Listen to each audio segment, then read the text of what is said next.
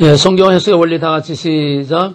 전제, 우리가 형태, 우리의 정성, 우리의 방법성, 전적 해석, 나름적 해석, 역사적 책평. 예. 정결한 무엇입니까? 한마디로. 정결한. 신을 빙의 사자가 얻을 것을 신과의 거래. 정결한. 신과의 거래. 정결한. 신과의 거래. 왜 거래해요? 자기가 원하는 걸 얻기 위해서. 왜 거래해? 신관. 모든 샤머니즘의 신관. 왜 신과 거래해? 저주의 신. 저주의 신이기 때문에 신에게 뇌물을 바치고 신을 올리고 달래고 신으로부터 재의 기복. 그래서 신을 빙자해서 인간의 목적을 애고는 물러가고 복만 받는 인간의 목적을 이루기 위해서 신과 거래하고 플레이. 그걸 다시 한번 다 정리해두기 바랍니다. 이제 테스트 할 거니까. 자, 그럼 지난번에 한 걸 다시 한번 오늘 복습 정리하면서 왜 이제 창세기 1장 1절 이제 다 왔습니다. 창세기 1장 1절에 문을 열고 들어가기 전에 지금까지 배운 것들이 다 정리가 돼야 창세기 1장 1절에 문을 열고 들어가요.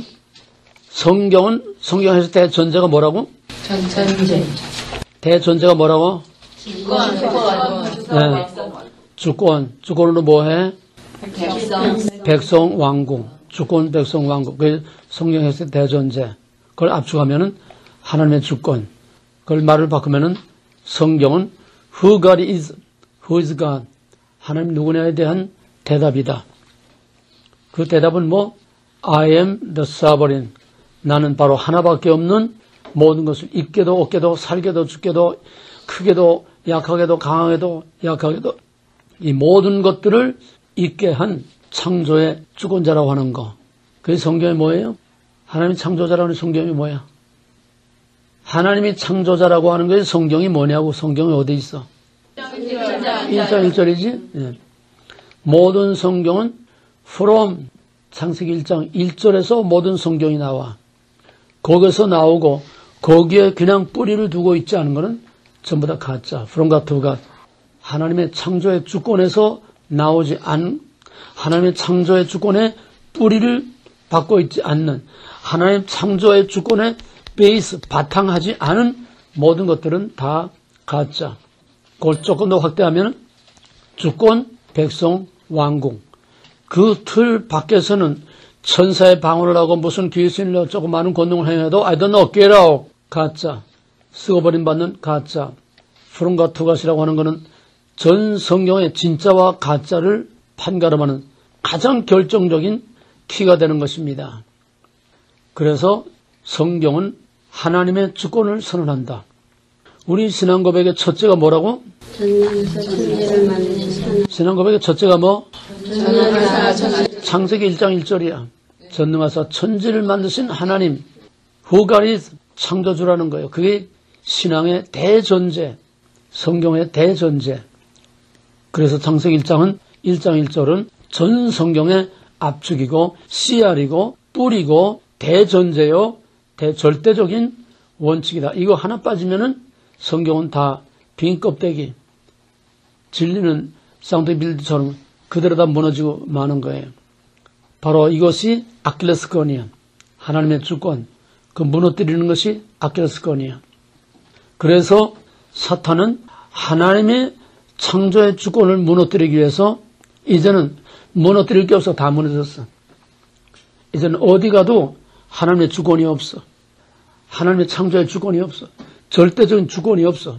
전부 다 하나님의 빈 껍데기 이름을 빙자해서 인간이 신의 이름을 빙자해서 인간의 목적을 이루어가는 철저한 인본주의라는 인간이 신의 자리에 올라간다는 얘기야. 그러므로 모든 인본주의는 다 사탄주의입니다. 그게 뭐냐? 먹어라가 뭐냐? 하나님의 꼴을 짓밟고 내가 왕이 되라는 거예요. 이게 다 내 거라는 거예요. 이렇게 다 내 마음대로 할 수 있다는 거예요. 성경은 하나님의 주권으로 시작해서 하나님의 주권으로 끝나는 거다. 그래서 창세기 1장 1절은 만물에 대한 주권선언, 만물은 하나님이 지었고 하나님으로 말미암아 하나님 안에서 하나님을 위해서 하나님에게로 영광 돌려지기 위한 5개 전치사, 이것이 창조의 목적, 성경을 주신 목적, 신앙의 목적, 교회의 목적, 우리 인생의 목적, 모든 목적은 창세기 1장 1절에 다 들어가 있고 창세기 1장 1절을 통해서 모든 진짜와 가짜의 정체성이 거기서 드러나는 거다. 그래서 우리 신앙 고백의 절대적인 전제가 하나님의 창조의 주권을 인정하고 받아들이는 겁니다. 그럼 하나님의 창조의 주권은 어떻게 나타나느냐? 지난번에는 그걸 하지 않고 그냥 지나갔어요. 하나님의 주권이라는 거는 권위입니다. 오소리티라는 건 형태가 없어요. 보이지 않아요. 네? 권위라는 건 변형이 아니야. 어떤 액션이 아니야. 하나님의 주권이 어떻게 나타나느냐? 하나님의 주권을 다른 말로 하면 넓은 의미의 righteousness, 하나님의 의, 이 넓은 의미를 좁은 의미로 바꾸면은 하나님의 의란 공의와 사랑을 나타내는 것이다.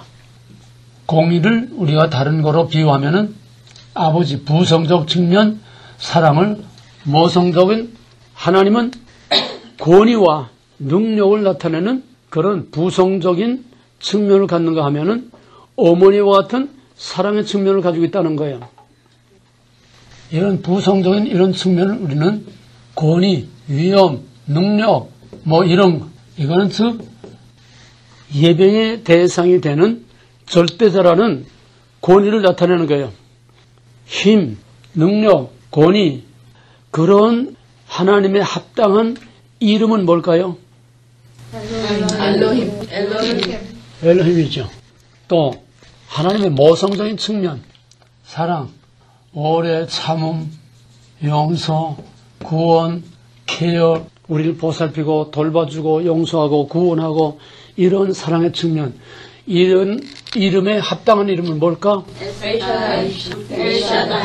엘샤다이. 또 이런 하나님의 이름, 야훼라는 이름의 뜻은?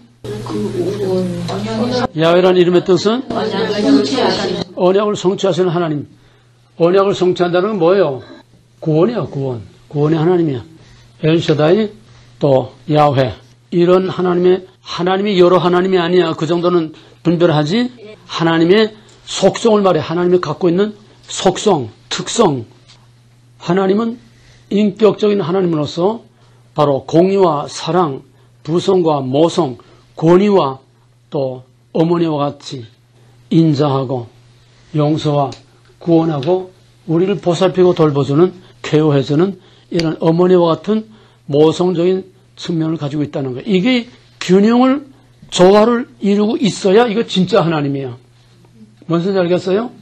공의와 사랑, 모성과 부성, 위엄과 권위와 용서와 구원이라고 하는 이런 양성의 양면의 균형이 깨지고 무너지면 그건 가짜 하나님이야. 오늘은 그러면 사탄은 뭘 노릴까? 이 균형을 파괴하는 거야. 진짜 하나님이 되지 못하게 껍데기, 이름, 이론, 교리 다 놔두고 슬그머니 가장 중요한 핵심을 빼버리는 거야. 뭘 빼버려? 공의. 사탄이 제일 싫어하는 게 뭐예요? 공의를 제일 싫어하지? 그러니까는 하나님의 위엄과 권세와 이 부성적인 이런 공의, 이거를 슬그머니 뒤를 빼버려. 뺀다고 요라는 소리 떠들지 않고 슬그머니 이걸 말을 안 하는 거야. 자꾸 뒤로 감춰버리고 앞에는 하나님은 사랑이시다, 은혜와 사랑과 용서, 그래서 이것만 자꾸 부각시키는 거야. 너희들 지금 찬양하는 거 다 그거야. 이런 사탄의 찬양들을 지금 하고 있어. 신앙 고백으로 나온 찬송가는 그게 아니야. 다 있어. 완전히 균형과 조화를 다 가지고 있어. 우리의 울부짖음도 있고, 우리의 죄도 있고, 용서도 있고, 사랑도 있고, 심판도 있고, 지옥도 있고, 다 있어. 그걸 싹 다 내버리고 공의가 없는 사랑과 은혜, 이거만 자꾸 띄우는 거야. 이게 사탄의 술수예요. 교회가 이걸 버렸어. 공의를 버리고 교회가 사랑, 은혜, 용서, 예수, 십자가, 보혈, 그냥 이것만 자꾸 찬양하고 전부 다 우리 머리에서 하나님의 위엄과 권세와 죄와 심판과 지옥과 이 끔찍스러운 건 다 빼버리는 거예요. 그러니까 지금 교회는 가짜 교회. 지금 그들이 말하는 하나님은, 그들이 찬양하는 하나님은 가짜 하나님이요. 왜? 사탄이 이렇게 만들었으니까. 고린도후서 11장에 보게 되면 사탄의 일꾼들이 광명의 천사로 가장하고 하나님의 일꾼인 제하느니라. 그럼 교회도 하나님의 교회인 제하느니라.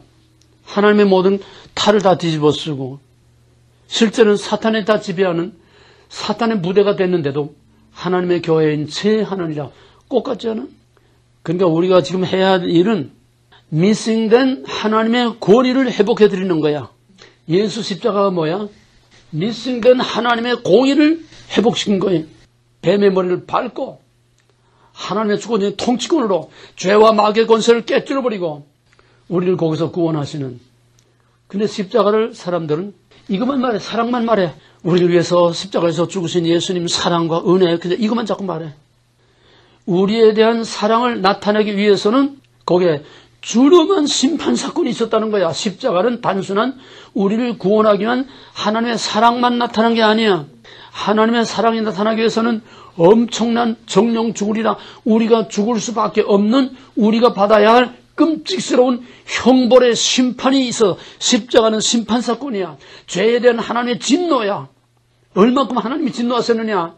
My God, my Lord, 나의 하나님이 어찌하여 나를 버리셨나? I don't know. 자기 아들이 울부짖며 죽어가는 그걸 하나님은 쳐다도 보지 않고 애면에서 낯을 돌렸어. 하나님의 진노를 퍼부은 것이 십자가야. 십자가는 하나님의 진노를 말하는 목사가 없어. 은혜의 사랑만 말하고 있지. 이게 가짜. 이게 사탄의 일꾼들이요. 본의 아닌 사기를 치고 있는 거야. 십자가를 통해 나타난 하나님의 은혜와 사랑을 말하기 위해서는 그 은혜와 사랑과 구원이 어떻게 왔느냐. 준엄한 심판을 말하야 심판의 결과가 은혜와 사랑으로 우리에게 구원이 온 거야. 모든 구속사의 모델은 출애굽 모델입니다.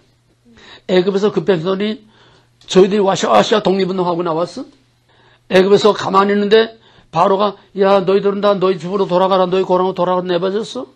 무서운 싸움, 10가지 재앙이라고 하는 엄청난 징벌을 통해서, 진노를 통해서 때려부시고 마지막에 모든 처음 난 그 사람의 짐승이나 다 그냥 싹 쓸어 죽어버리는 엄청난 심판 사건이 있음으로 해서 그 백성들을 구원해내는 하나님의 은혜와 사랑이 나타난 거예요. 하나님의 진노와 공의와 심판과 이 부성적인 하나님의 강력한 공의가 집행되지 않고는 사랑이라고 하는 구원 사건이 나올 수가 없어요.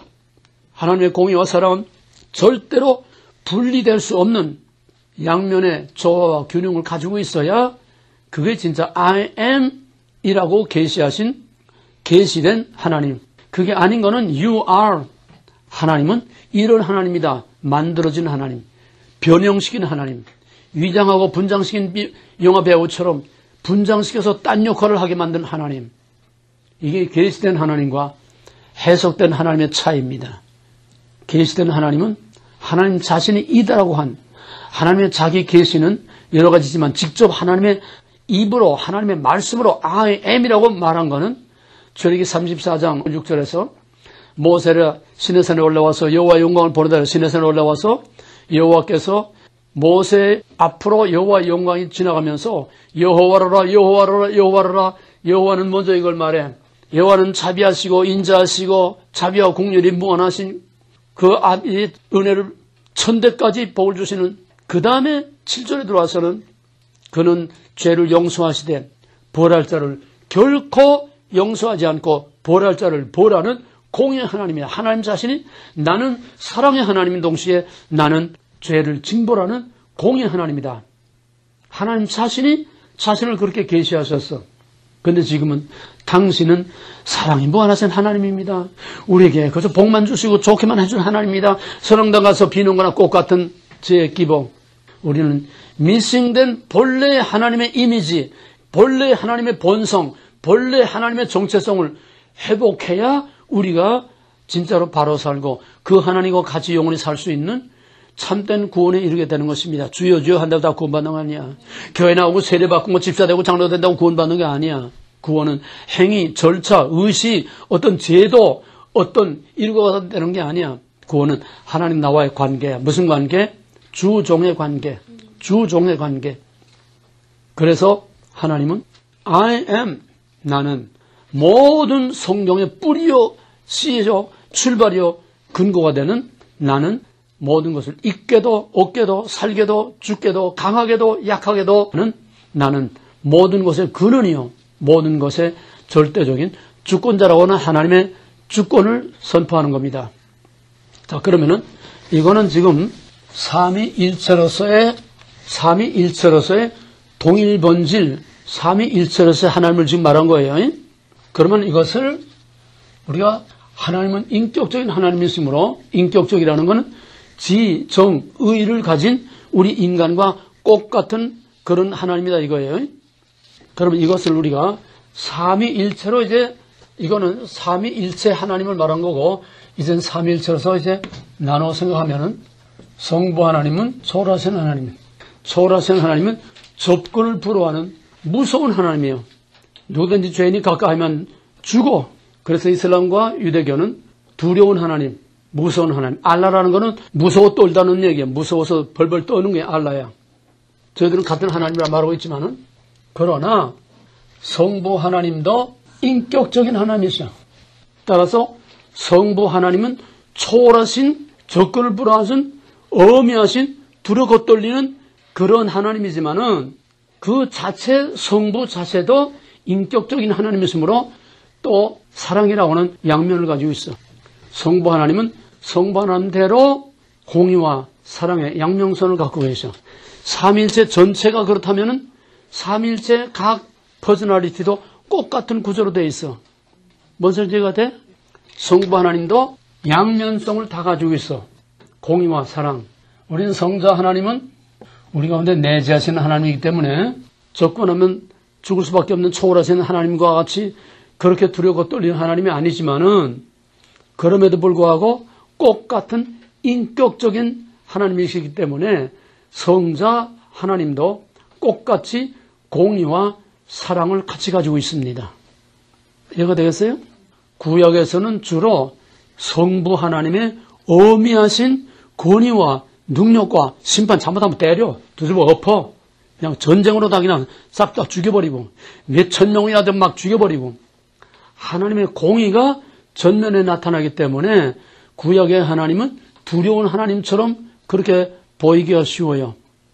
그렇다고 해서 구약의 하나님은 공의만 있고 사랑이 없는 하나님이 아니야.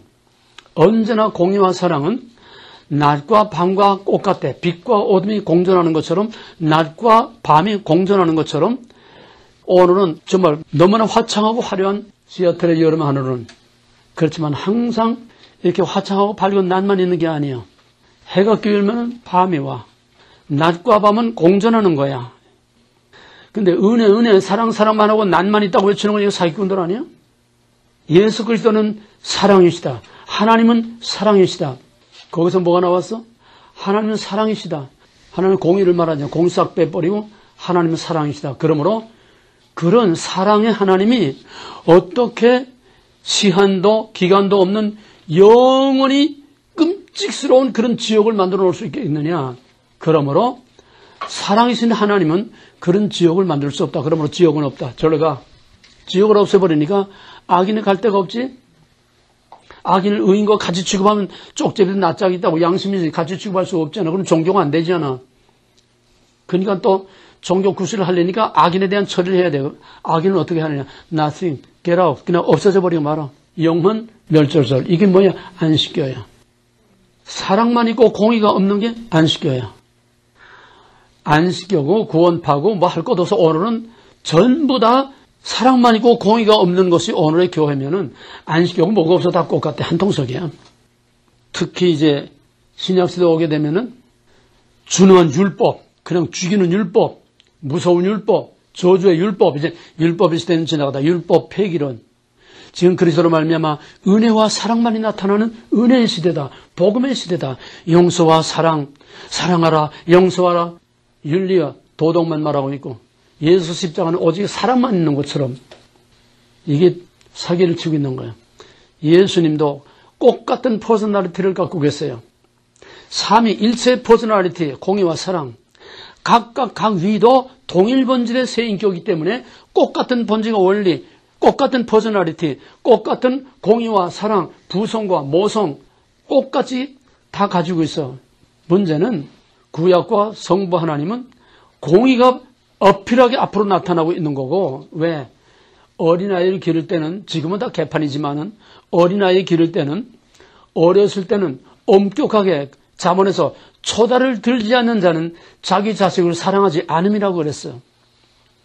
영국에서, 이건 벌써 옛날 얘기지만은, 몇십 년 전 얘기지만은, 영국에서 체벌법을 없앴어. 가정과 학교에서 체벌법을 없앴어. 그랬더니 개판이 되는 거야, 몇 년 지나가니까. 그냥 영국 의회에서 국회에서 이래가지고는 안 되겠다. 다시 체벌법을 살려야 되겠다. 그래서 도로 학교와 가정에서 체벌을 할 수 있도록 국회에서 이걸 바꿨었어. 그 뒤엔 뭐 다 개판되고 말았지만 지금은. 성경의 원리대로야. 어렸을 때는 엄격하게 하지 말아야 될 걸 하지 않고 해야 될 걸 하기 싫어도 하게 만들고 자꾸 이렇게 해서 건전한 인격을 길러주는 것이 교육의 방법이야. 근데 맨날 때리는 게 아니야. 이제 커지면은 점점 자율성을 주어서 자기가 결정하고 자기가 선택한 문제에 대해서 자기가 책임질 수 있는 존재로서 자꾸 훈련을 시켜. 실패해도 하고 싶다 해. 그러나 그건 내가 책임져. 거기에 대해서 나 책임 안 져. 자기가 자기 책임을 질 수 있도록 성숙한 인격으로 길러내는 거. 이게 자율의 시대. 이게 신약 시대야. 신약 시대는 그렇게 때리지 않아. 자기에게 맡겨놔. 그 대신 내가 책임지는 거야. 구약 시대는 하라는 대로 하고 하지 말라면 안 하면 돼. 하지 말라고 해서 매 맞으면 그것도 돼. 그거는 가장 초보적인 거예요. 어린아이의 법이야. 이제는 성숙한 법은 이제는 우리가 알 걸 다 알고 성경 66권 다 알고 구약 시대는 뭐 모세오경밖에 없잖아. 이제는 알 거 다 하고 책도 많고 공부도 많이 하고 설교도 많이 듣고 이제는 뭐 알 거 다 아는 시대로 다 오픈되어 있기 때문에 이제는 우리가 알아서 스스로 하나님을 기쁘시게 사는 삶을 살기를 원하지. 구약 시대로는 강체로 그냥 올물매가지고 왕과 왕자들은 마음대로 궁녀들 다 그냥 끼고 돌고 살아갈 수 있었노? 응? 그 사랑이야? 사랑 아니야. 자발적으로 기쁨으로 눈과 눈을 맞출 때 불이 번쩍번쩍 나고 가슴이 찡찡하고 이렇게 서로 자발적인 자율적인 사랑을 할 때에 그때 진짜 사랑의 기쁨과 행복이 오는 거지. 내가 마음대로 할 수 있어. 와, 가, 바꿔. 제 마음대로. 이건 사랑이 아니야, 이건. 그래서 신약 시대는 자율의 시대로 우리에게 책임이 주어진 거야. 거기에 따르는 책임을 우리가 져야 돼. 공의가 없는 게 아니야. 지금은 은혜의 시대, 사랑의 시대가 사랑과 은혜의 햇빛이 따뜻한 햇빛이 비추고 있지만 그 뒤에는 그 결과에 대한 준엄한 책임을 묻는 공의가 시퍼렇게 살아있어. 그게 언제야? 주님 오실 때. 그때는 이유가 없어. 그때는 용서와 그때는 다른 참작할 여지가 없어. 국률 없는 심판. 끝이야. 영원한 심판, 영원한 지옥으로 들어가고 마는 거야. 그만큼 우리는 책임이 커. 율법시대는 하지 말라면 안 하면 돼. 살인하지 말라 살인 안 하면 돼. 간음하지 말라 안 하면 돼. 지금은 그게 아니야. 지금은 마음을 다하고 뜻을 다하고 힘을 다하고 목숨을 다하고 주 하나님을 사랑하고 신령과 진정을 하나님을 최선을 다해서 하나님이 기쁘게 섬기도록 우리에게 그만한 자유를 주셨다고 하는 것. 그만큼 책임이 크다고 하는 것. 예수 그리스도도 꽃 같은 퍼스널리티, 꽃 같은 공의와 사랑을 가지고 있어. 오늘날은 사랑만 말하지만은 예수님의 사랑과 공의, 병든 자를 불쌍히 여기고 고쳐주시고 난성 과부의 아들을 준 걸 그 울며 애통하고 나가는 그 상여를 멈춰놓고 그 불쌍한 애통한 여인을 위해서 그 죽은 청년을 살려주는 사랑. 예수님은 사랑만 있는 게 아니야. 십자가는 아까 말했처럼 사랑만이 아니야. 십자가에 사랑이 나타나기 위해서는 준엄한 심판 사건이 있어. 자기 아들을 심판했어. 모든 인류를 다 심판한 거야. 그게 십자가야. 예수님의 공의는 어떻게 나타났느냐. 귀신아 나가라. 다시 들어오지 말라. 통치, 다스리는 거. 예루살렘 성전에서 사고파는 자 사고다 둘러엎어서 주권 행사야. 통치권 행사야. 공의야. 공의를 집행한 거야. 어디서 있다 제대로 하고 둘러엎어서 그가 공의를 집행한 나는 공의의 하나님이라는 걸 바다의 바람아 잠잠하라. 통치권 행사.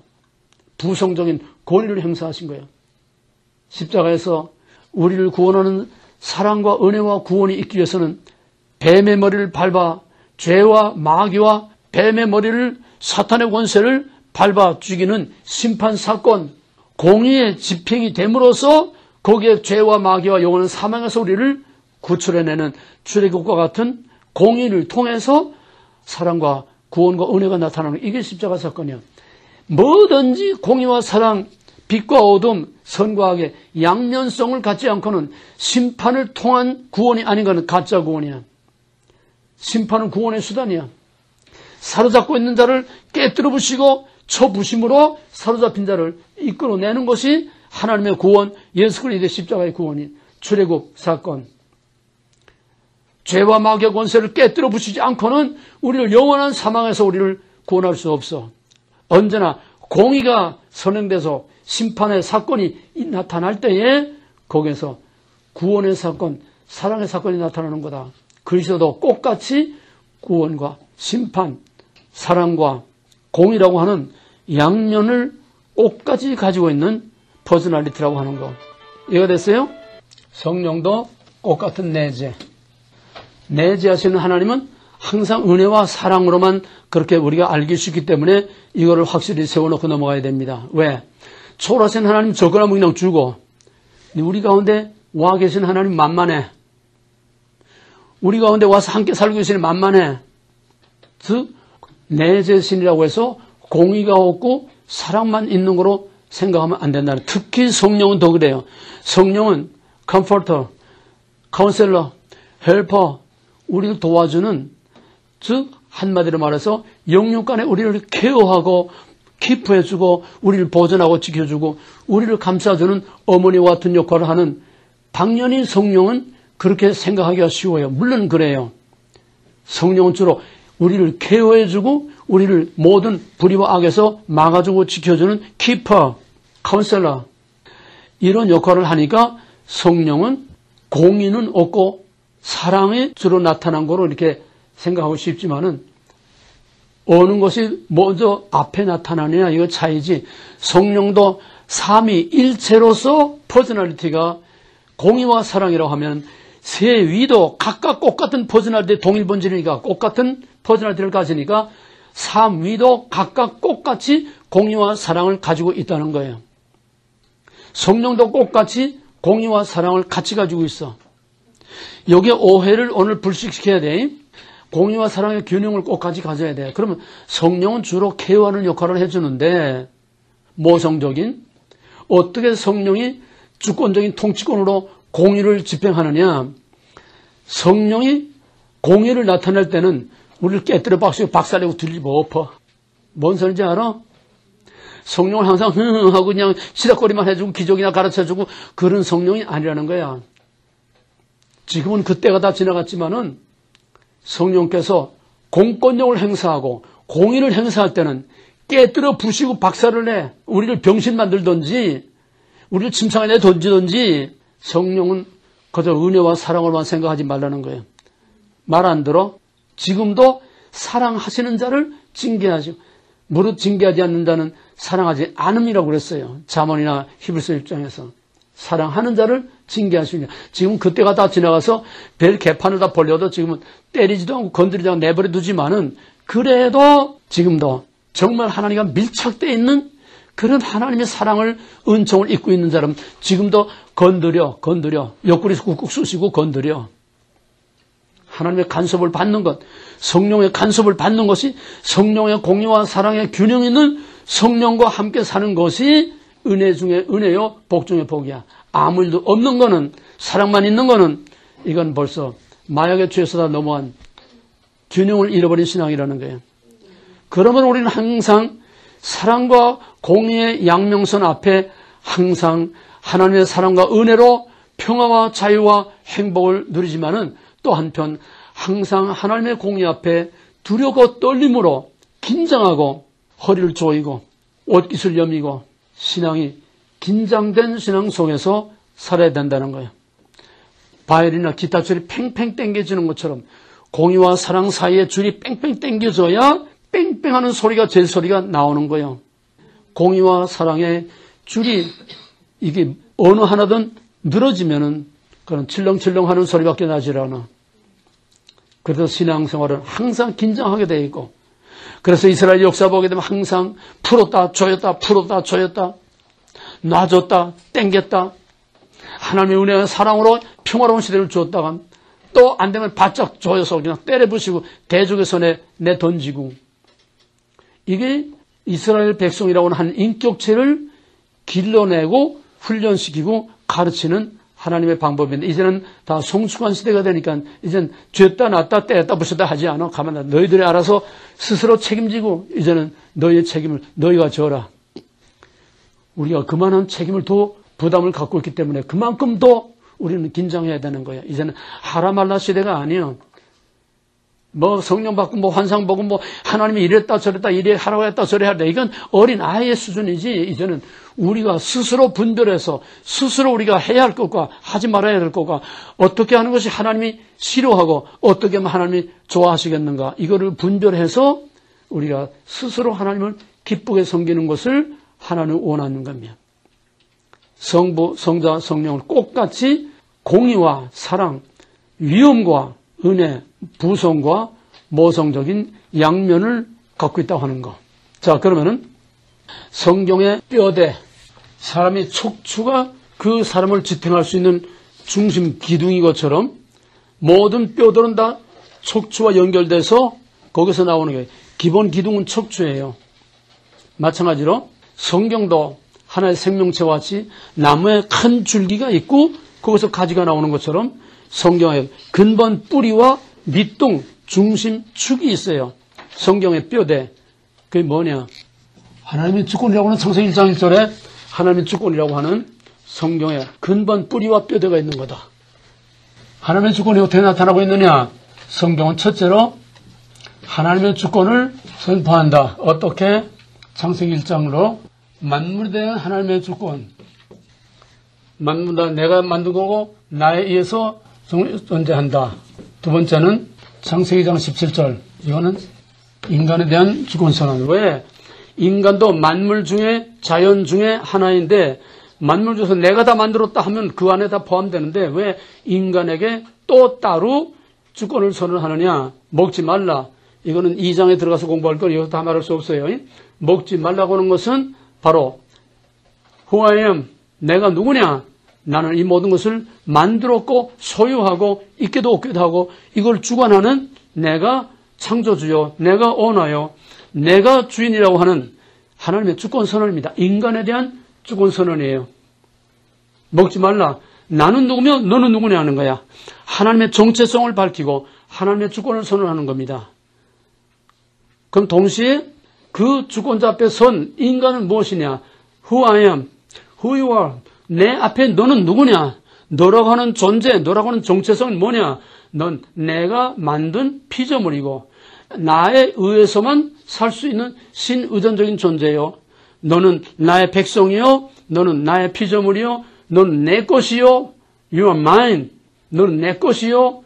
너는 나로 말미암아 내 안에서 나를 의지하고 내게 영광 돌리기 위해서 From God to God, by God for God, 인간. 내 존재, 내 정체성은 이거야.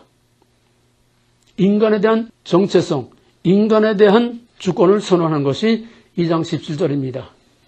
전 성경은 여기에 뿌리를 두고 여기서 나오고 있는 거예요. 그 다음에 두 번째 큰 주제는 뭐냐면 성경은 하나님의 주권에 대해서 그럼 인간은 어떤 반응을 해야 되느냐. I am the creator. I am the king. I am the owner. I am the master. I am the Lord. 그러면은 그 하나님 앞에 선 인간은 하나님께 어떠한 자세, 어떠한 태도로 살아야 되느냐, 어떠한 반응을 보여야 되느냐. 바로 이 반응이라고 하는 하나님의 주권에 대한 인간의 반응, 이것을 우리는 믿음이라고 합니다. 그럼 올바른 믿음을 가질 때, 올바른 믿음을 알려면은 하나님이 누구냐는 하나님의 정체성을 바로 세워야 돼. 그래야 그 앞에 섰을 때 자기의 올바른 정체성이 확실해지고 올바른 하나님의 정체성과 올바른 나의 정체성이 확실히 정립될 때에 나는 누구며 그는 누구냐 그 정체성이 확실히 정립될 때에 그와 나와의 관계라고 하는 릴레이션십이 관계가 형성이 되는 거예요. 그 관계가 믿음입니다. 좀 더 확실하게 말하면 하나님께 합당한 반응을 보이는 것이 믿음인데 이걸 좀 더 발전시키면 하나님의 주권자와 관계란 하나님의 주권과 그 앞에 선 나와의 관계, 하나님의 정체성, 나의 정체성, 올바른 정체성이 성립될 때에 올바른 관계가 성립됩니다. 올바른 정체성이 성립되지 않으면 주여 주여 앞만 떠들고 북치고 장구치고 나발을 떨어도 이거는 나와 하나님과의 올바른 정체, 하나님의 정체가 바로 서지 않던지 그 앞에 나의 정체가 바로 서지 못하면 올바른 관계가 이루어질 수 없어요. 이거 빈 껍데기, 하나님 따로 나 따로. 이게 중요한 거예요. 하나님의 정체성과 내 정체성이 정확하게 정립이 될 때에만 올바른 관계가 형성되는 거고 이 정체성이 어느 한쪽이라도 바로 서지 못하면 그거는 하나님과의 올바른 릴레이션십이 관계가 이루어질 수 없다는 거예요. 그러면 그건 가짜 믿음이야. 믿음의 껍데기만 뒤집어 썼지 믿음이란 관계입니다. 구원도 관계예요. 인간의 정체성을 올바로 정립할 때에만 하나님과 바른 관계를 가질 수 있습니다. 자, 그러면은 하나님의 주권에 합당한 반응을 보이는 것을 어떻게 하는 것이 하나님의 주권에 합당한 반응을 보이는 것인가? 그 교재 보면은 하나님의 정체성, 나의 정체성, 하나님과 나와의 올바른 관계, 바로 그런 올바른 믿음이란 뭐냐? 하나님의 주권에 합당한 반응을 보이는 가장 우선하는 건 뭐냐? 하나님의 언약을 지키는 거예요. 나는 누구며 너는 누구며 쉽게 말하면은 2장 17절 먹지 말라. 그거는 나는 누구며 너는 누구며 너와의 나와의 관계는 무엇이냐? 인간에 대한 주권 선언 동시에 하나님과 인간의 정체성과 그 바른 정체성 안에 선 인간과 하나님과의 관계를 말하는 거예요. 먹지 말라. 그 관계를 먹지 말라. 먹지 말라. 그거는 하나님의 주권적인 명령이고 언약이고 율법이고 이건 룰이야. 먹지 말라. 이거 이제 시내산에 오게 되면 나 외에 다른 신을 얘기하지 말라. 무슨 형상이 만들면서 성령을 절하지 말라. 내 이름을 욕되하지 말라. 나와의 약속된 날을 지켜라. 구별해서 걸어가게 지켜라. 시내산에 오게 되면 좀 더 구체적으로 발전이 됩니다. 먹지 말라가 전 성령의 구속의 원리요, 하나님과의 관계 원리요, 하나님 누구며 인간은 무엇이냐 하는 정체성의 원, 뿌리입니다. 그러므로 모든 성령의 구속의 원리는 2장 17절 먹지 말라에 있습니다. 이거는 성경, 교리, 신학 어디서도 이걸 말하는 데는 없어요. 왜 없느냐? 그들은 껍데기 형태밖에는 보지 못하기 때문에 이 나무의 열매를 먹지 말라. 먹는 날은 정령 죽으라. 그거밖에는 말 못해. 먹지 말라는 게 먹었으면 게 죄라는 거예요. 먹지 말라는 게 먹는 게 무엇을 의미하며 먹지 말라는 걸 먹는 것이 왜 죄며 죄의 본질과 정체가 뭐냐 그건 밝히지 못해. 왜? 그들은 본질과 형태를 모르고 본질과 형태를 보지 못하고 먹지 말라는 따먹지 말라는 행위 그 조직신학에서는 먹지 말라를 행위언약이라고 말해. 그건 행위언약이 아니야. 따먹는 행위를 말하는 게 아니야. 그건 형태야. 따먹는 행위가 어떤 의미가 있으며 왜 따먹으면 죽느냐? 따먹는 행위의 본질, 정체, 죄의 본질과 정체를 말하지 못해.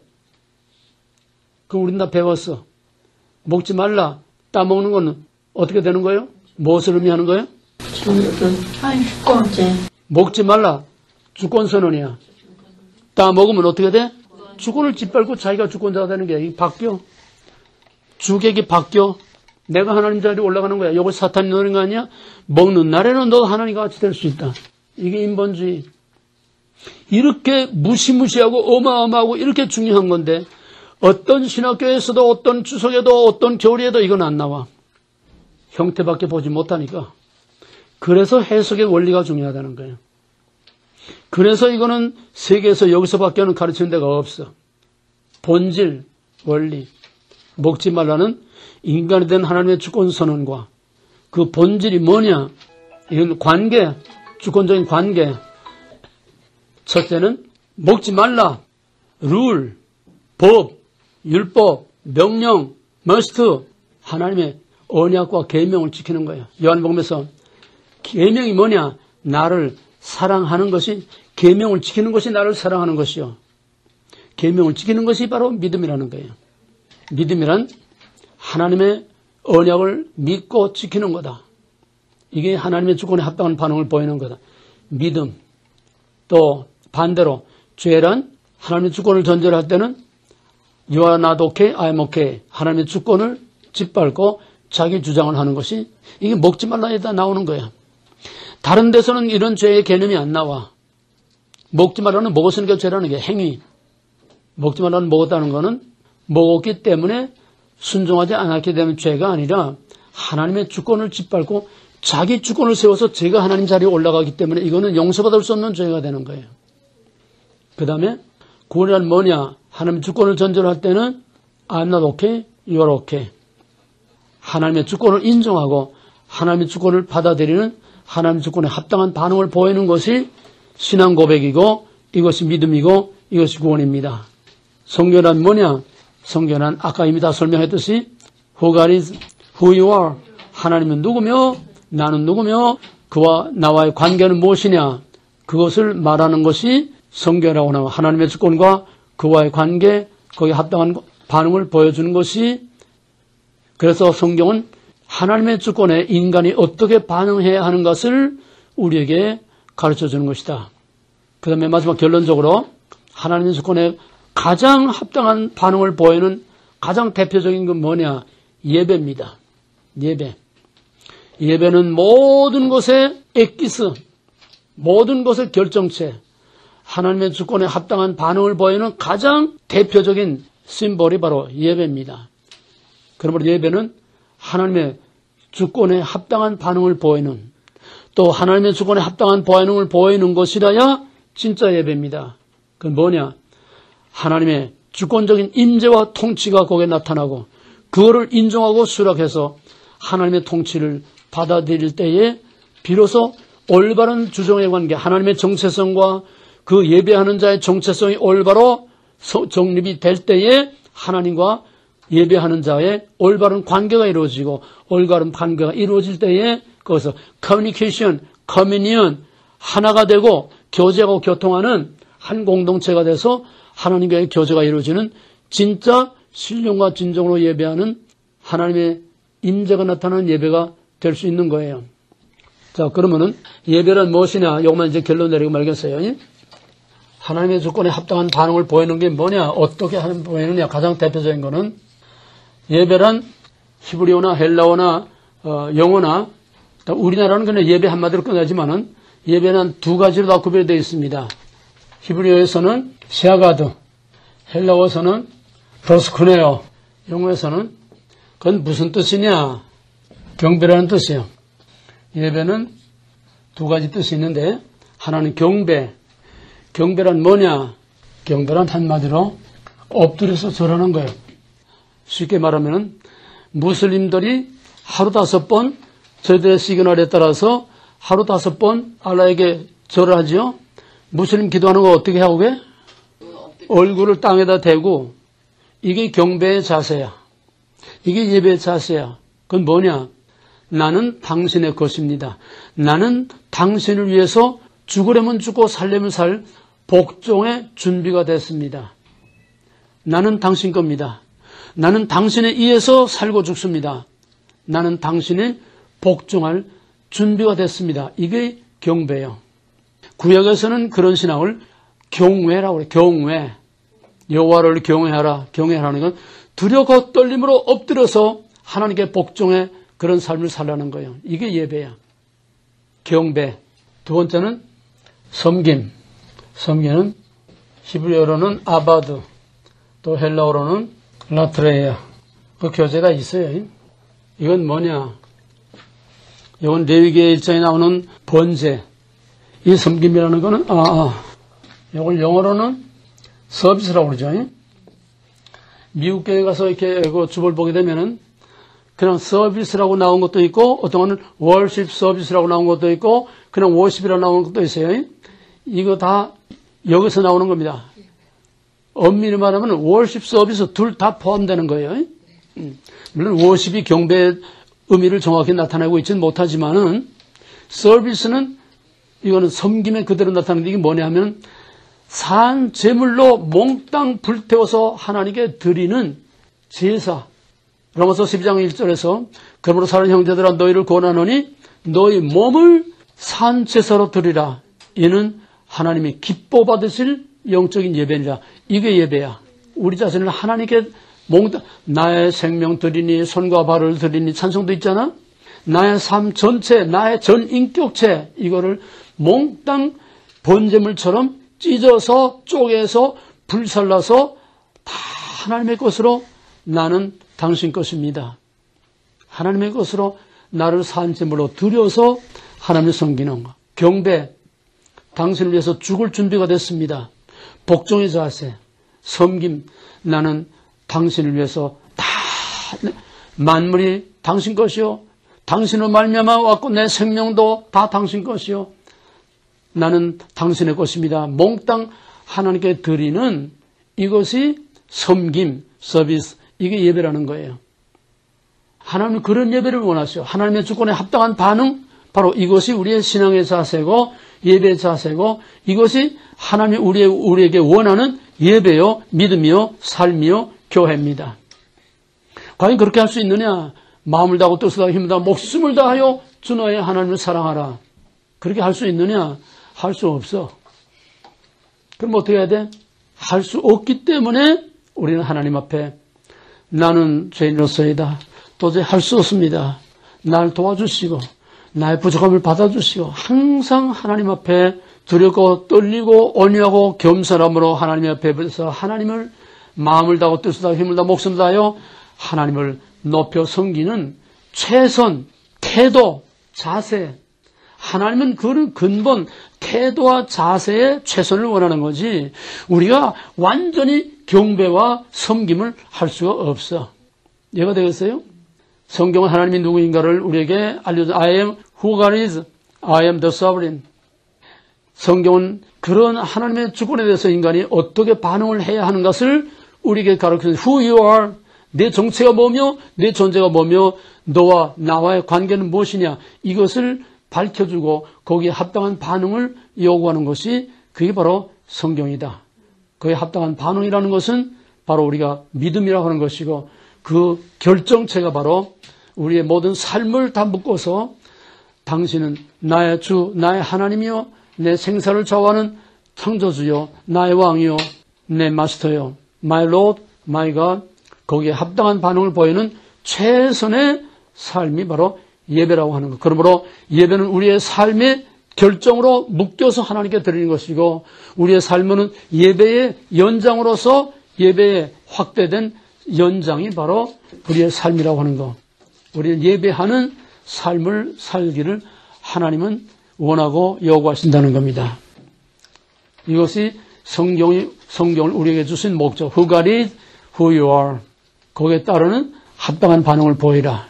이것이 성경을 우리에게 주신 목적이다.